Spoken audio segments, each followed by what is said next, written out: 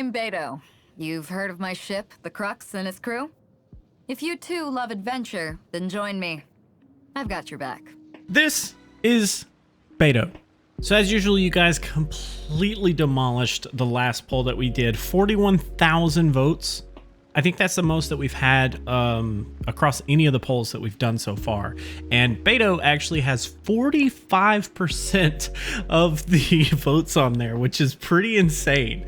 So of course we had to give some love to Beidou, and that's exactly what we're gonna do today.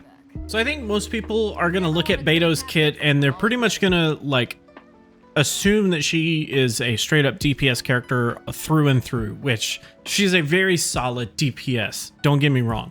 There are a couple of things that you could do if you wanted to run her as more of a support, if you already have like a main DPS, but you just really need some kind of electro catalyst to help you with superconductor overload, or however your team is set up. If you need something for that, then I think Beidou can actually provide a lot of utility for those types of teams.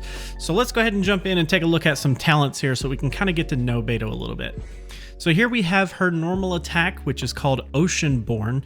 Normal attack is just going to perform 5 consecutive strikes. Her charge attack is slightly different than most of the other claymores. She actually swings the sword back and forth instead of like doing a spin attack, but she does end with a powerful slash as usual. And plunging attack is the same old, where she just plunges from the air, smacks the ground, does AoE damage.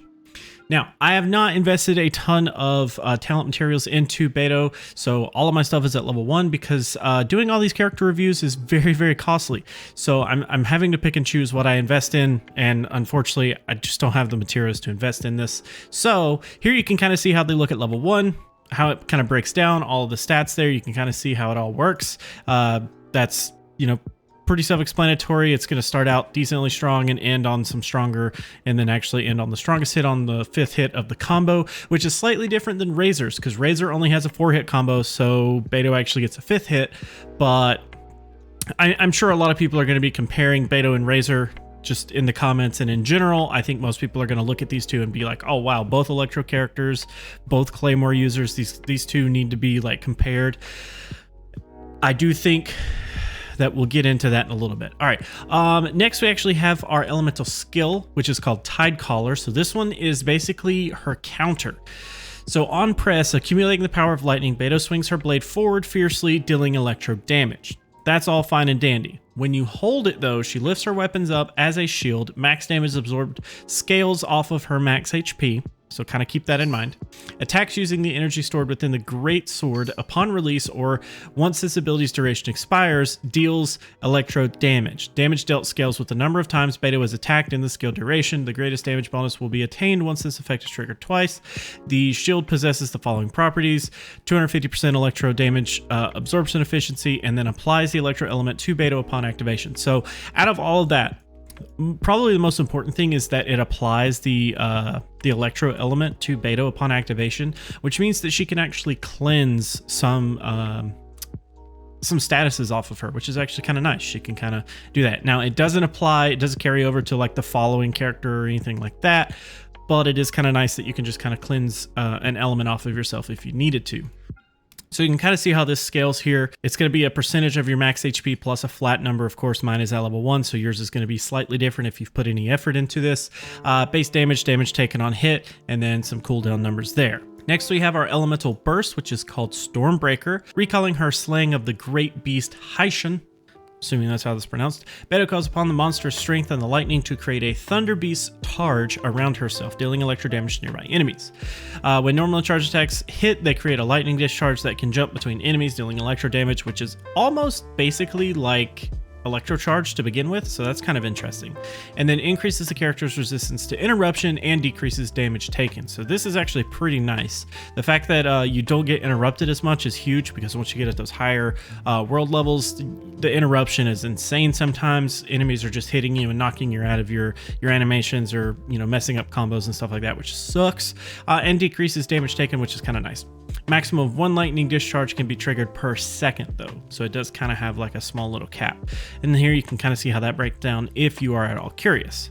Next, we actually have Retribution, so counterattacking with Tidecaller at the precise moment when the character is hit grants the maximum damage bonus. So I'm not good at this at all, but if you can time it and counterattack at the perfect time, you'll actually just automatically achieve that max damage bonus, which is actually really nice. Next, we have Lightning Storm, which gain the following effects for 10 seconds after unleashing Tidecaller, which is our elemental skill, with its maximum damage bonus. So as long as you hit maximum damage bonus, damage dealt by normal and charged attacks is increased by 15%, and attack speed of the normal and charged attacks is increased by 15%, which is huge. Attack speed, anytime you increase attack speed, that's amazing.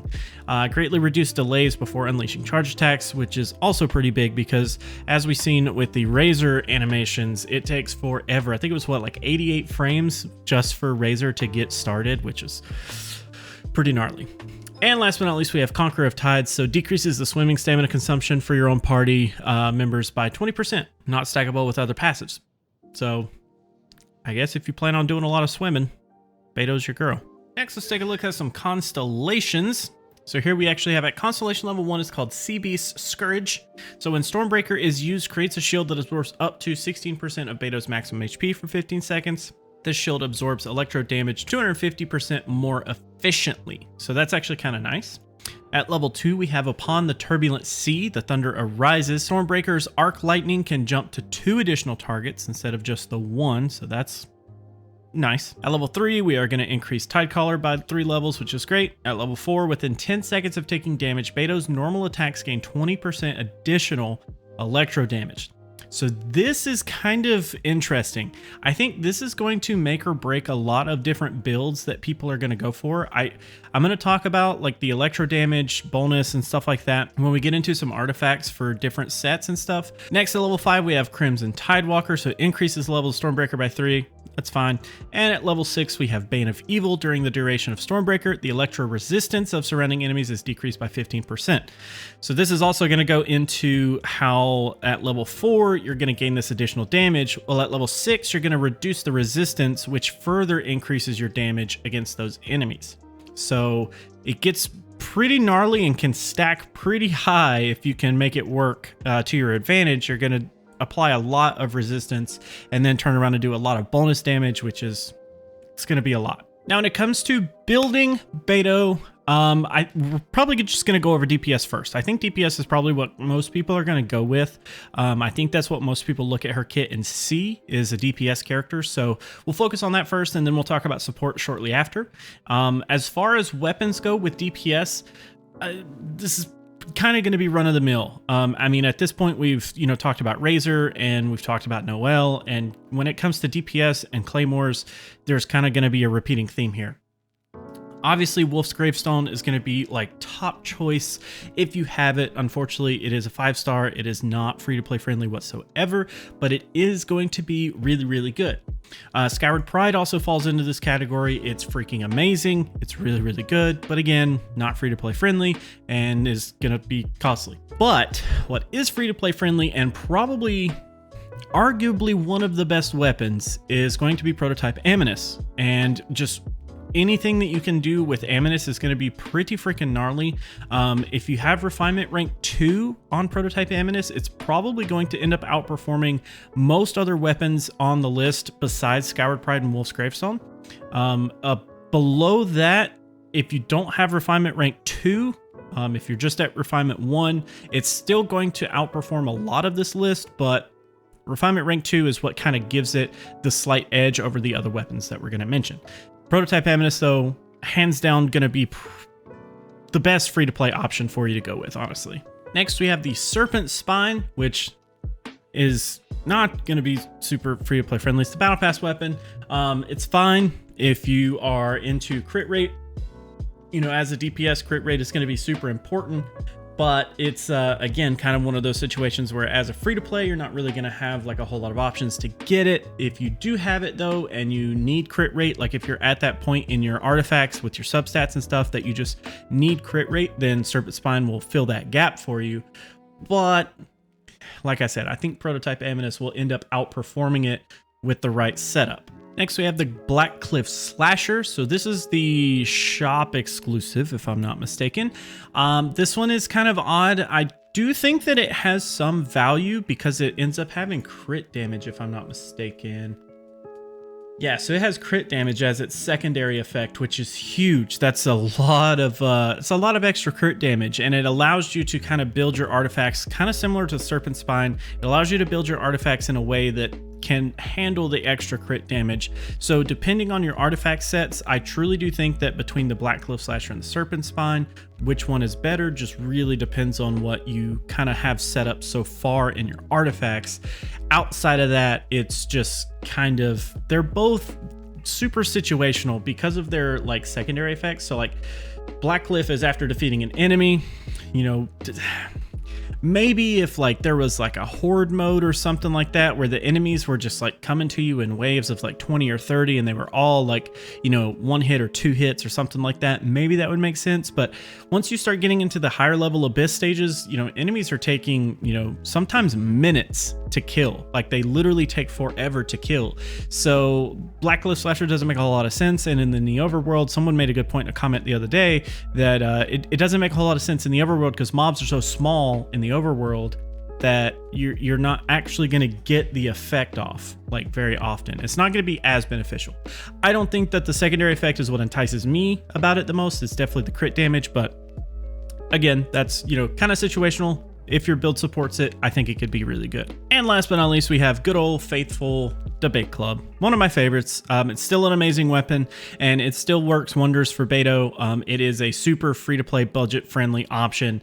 If you don't have Aminus, like, you know, somebody over here who didn't forge one for some stupid reason. I forged 2 white blinds because I thought I was going to build Noel to be a badass, but no. Anyways, so Debate Club, still amazing, still good. Definitely use it if that's all you got. It's still wonderful. Now, when it comes to artifacts, as a DPS, this is, I kind of touched on this in the Constellations. If you skip to this section, I'll kind of slowly repeat what I was talking about as I get through this. But essentially, we're going to have a couple of different sets that are top choice, and then you can kind of mix and match a couple of things as usual.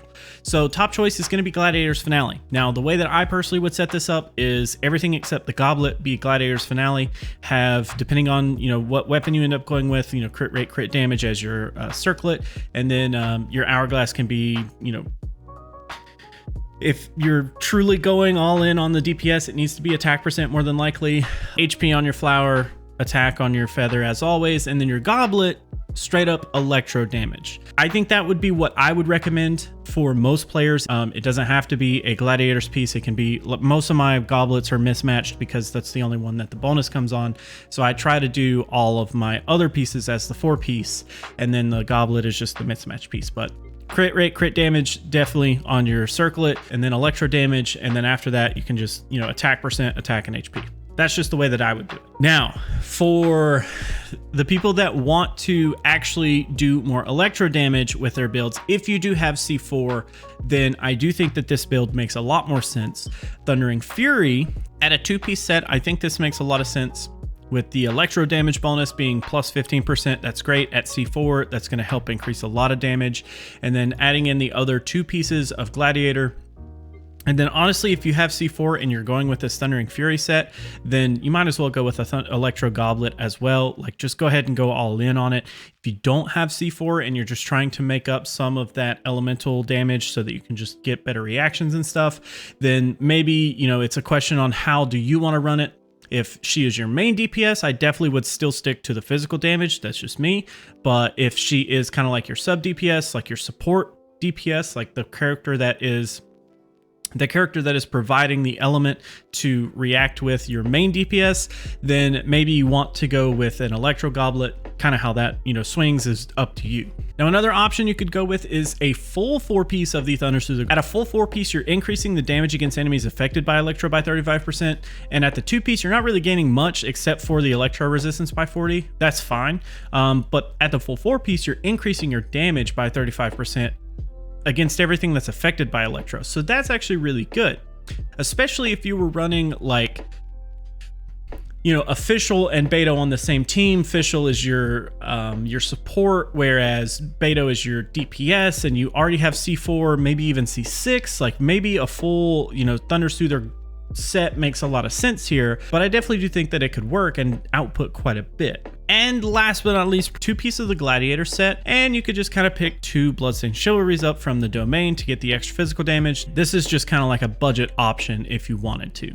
Now, no matter which set you go with, of course, as a main DPS, there are a couple of stats and substats that you always want to prioritize. Things like crit rate and crit damage are always going to be huge here. Electro damage, depending on how you feel about that, or physical damage, whichever way you kind of side on that, you know, that's up to you. That would be your preferred stat. And of course, attack is going to be huge because everything goes off of attack. And don't forget about energy recharge, because Beidou's ult is actually 80 energy to be able to fire it. So she does actually need some energy recharge in her substats if possible to make her a little bit more consistent, especially if you're trying to go with the Thunder Soother set, because you're increasing damage against everything affected by electro. So you need to be able to fire off that ult as often as possible. Now, as a main DPS, when it comes to upgrading your talents, of course, you're going to be using your normal attack all the time, so definitely focus on that first. Then I do see you using your elemental skill probably more often, just because Stormbreaker's energy is so high.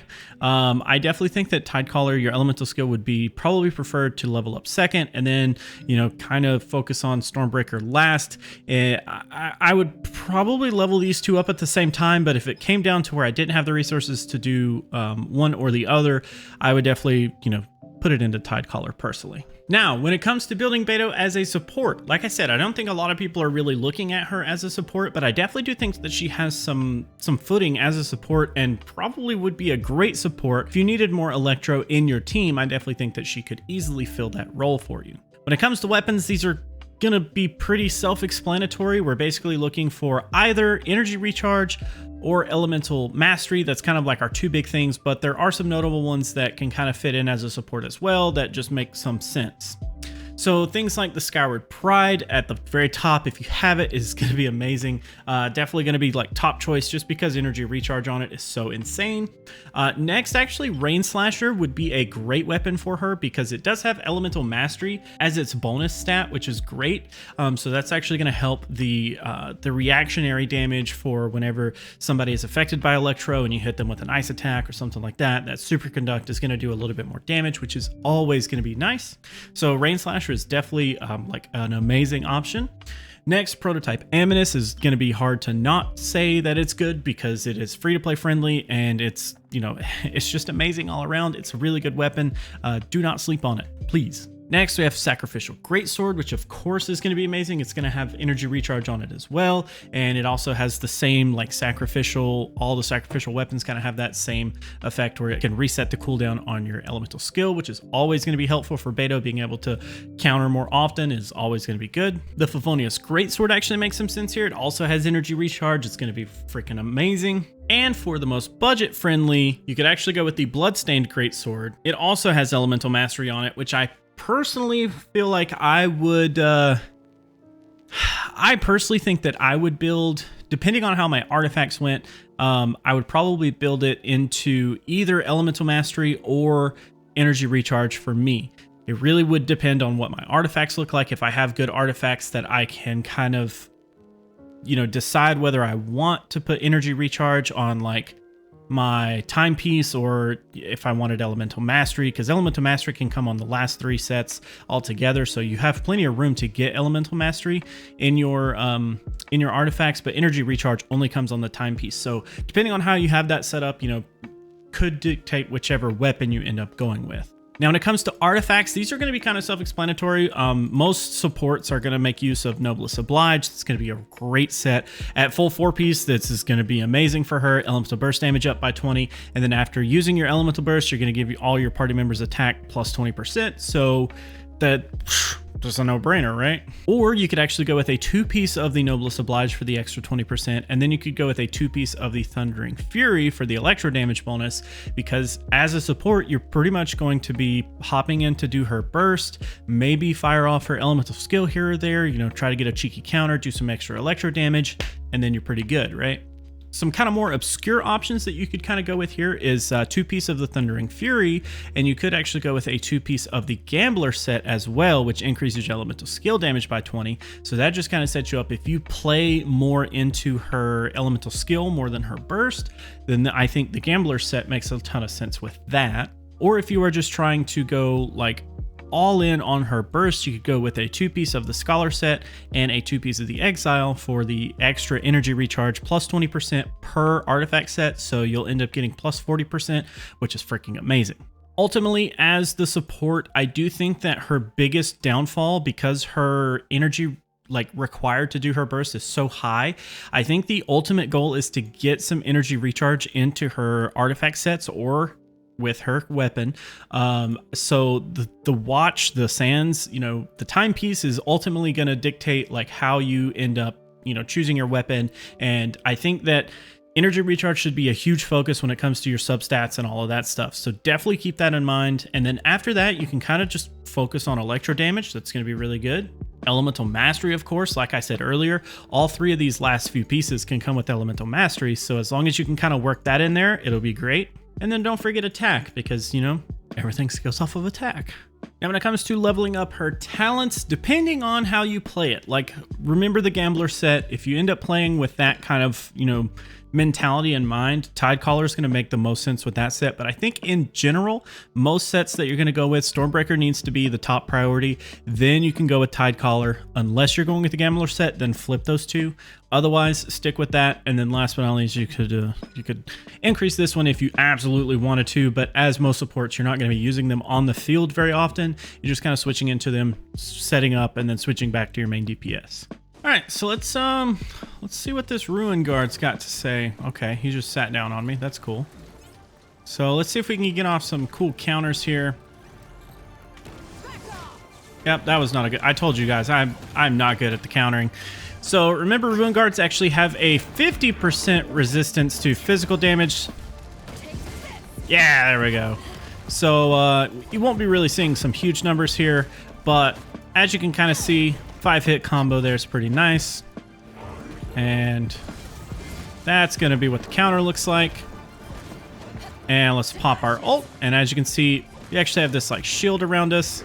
And she's doing electro damage as she's actually doing her normal attack, which is kind of nice. So let's knock this guy down really quick. And we can hit him with some stuff. Here we can see our charge tech. Kind of how she like swipes it back and forth rather than like spins. Pretty nice. Then she spins on the last attack, which is pretty cool. And let's see if we can get a quick boom. Yeah. I really want to see if I can get a perfect counter. You guys didn't see that, okay? That didn't actually happen. You guys imagined that I messed that up completely. I feel like personally I would build her as a support at this point, just because like the characters that I do have, I just don't need her as a DPS. So if I built her, I would definitely build her in the support way that we were talking about earlier. I think that would be the funnest build for my situation. But I know a lot of people are building her as a main DPS, and I definitely feel like she can soar as a DPS. Considering that her ascension stat that she gets, like that extra bonus stat, considering that is electro damage, it makes a lot of sense to build a lot of her kit out that way, especially if you can get into those higher constellation levels. That's going to make it like super, super good. But anyways, that's pretty much Beidou, guys. I mean, if you have her and you've been playing her, you kind of know how she works. You guys are probably way better at the countering than I am, because I don't know, like, I suck at it. So that's pretty much it. Hopefully you guys got something out of this video. I've been having a lot of people thinking that I'm trying to like showcase a character at like level 90 and stuff like that. That's not what these videos are supposed to be for. Most of you guys don't complain. I think you guys generally understand. I'm just trying to show the character and talk about kits and how to build them. I personally am that type of guy that I want to try to build everybody, and resource management in this game is insanely difficult as it is, so I can't build everybody. But nonetheless, thank you guys for hanging out. Thank you so much for watching. I'll post another poll as soon as this goes up. Of course, it will include a 5-star this go around. I'm kind of torn. I don't know if I want to just go ahead and work on Traveler again, because, you know, I already kind of like worked on her a little bit. But the thing I hate is that these talents don't carry over. I have to go level up the talents for freaking Anemo, which is kind of dumb. But I did get Child up to level 60 recently. I could work on getting him ascended just so that I can unlock that Swords of Torrent. With the new Hydro set coming in, I'm probably gonna wait until the new Hydro set releases so that we can talk about Child, because I think that will actually do a lot of good for Child. So I guess it is going to end up being the Traveler, Anemo Traveler. So anyways, that's going to be it for today, guys. Thanks so much for hanging out. Thanks so much for watching. As always, see you guys next time.